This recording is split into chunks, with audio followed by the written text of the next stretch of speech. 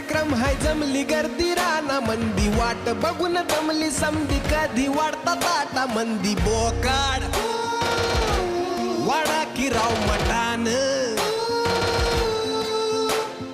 पट्टा पट्टा हात हलवा वशट पायी चालू कालवा ठेवलं भगून चुलीवर वशिम भाईला बी बोलवा पटकान